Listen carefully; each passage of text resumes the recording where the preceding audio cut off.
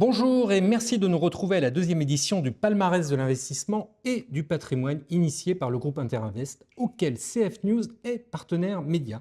Je vous rappelle que ce palmarès récompense les meilleurs conseillers dans plusieurs catégories. Et pour ce qui est de la croissance, c'est le cabinet savoyard Synalp qui a été primé. Et on en parle tout de suite avec l'un de ses cofondateurs, Sébastien Labens. Sébastien, bonjour. Bonjour Bogdan. Vous allez bien? Oui, ça va. Ça me fait grand plaisir de vous retrouver à Paris, au Cercle Interallié. Plaisir Alors, partagé. pour la petite histoire, vous êtes sous Elbow avec Capital Croissance depuis 2 ans.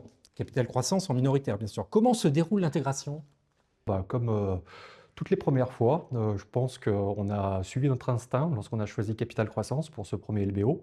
Et à vrai dire, le plaisir a été au-delà de nos espérances, clairement, pour des raisons, alors j'imagine, humaines, puisque avant tout, c'est d'abord une histoire humaine, hein, que de partager, de se lancer dans une opération de LBO primaire. Mais aussi, je pense aussi que les résultats étaient au rendez-vous et sont au rendez-vous, et même en avance par rapport à ce qu'on a prévu. Donc je pense que ça aide vraiment à ce que l'ambiance soit vraiment bonne. Après, est-ce que c'est les résultats qui créent la bonne ambiance ou est-ce que c'est la bonne ambiance qui crée les résultats? Ça, je ne sais pas. Qu'avez-vous pu faire depuis 2 ans que vous n'auriez pas pu sans la présence du fonds à votre capital? On va dire qu'avant l'entrée de Capital Croissance au sein de notre capital, on avait déjà développé une activité de croissance externe par l'intermédiaire des banques, hein, et donc du financement traditionnel. Et c'est vrai que la première raison qui nous a amené à faire appel au private equity, c'est de pouvoir passer effectivement par du financement privé pour pouvoir poursuivre notre ambition, puisqu'on était vraiment très motivés pour pouvoir le faire. Et donc la première raison, c'est effectivement de pouvoir nous assurer depuis 2023 des moyens financiers et de pouvoir poursuivre nos ambitions de croissance externe. Ensuite, on n'a pas forcément de formation de chef d'entreprise.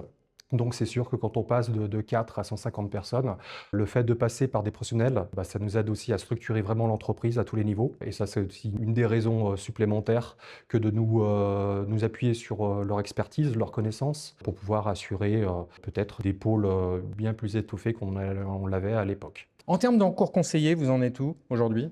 Au moment où on se parle, on a un peu plus de 3 milliards d'euros d'actifs sous gestion.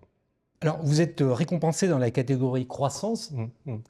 Alors, qu'est-ce que vous avez à dire là-dessus? La croissance, hein, en 2018, hein, lorsque on a créé le groupe Synalp, en tout cas lorsqu'on a choisi le nom Synalp, on était à peu près à 60 millions d'euros d'actifs sous gestion. Ensuite, en 2020, on est passé à 180 millions d'euros d'actifs sous gestion. Ensuite, en 2024, on était à 300 et aujourd'hui à 3 milliards d'euros d'actifs sous gestion. Alors, qu'est-ce qui vous distingue aujourd'hui de vos principaux concurrents qui sont également engagés dans la course à la croissance, à la consolidation du métier?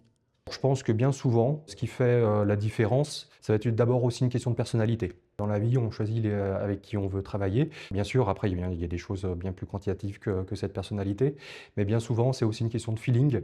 Et ensuite, l'organisation, hein, notamment les services apportés aux personnes qui viennent nous rejoindre.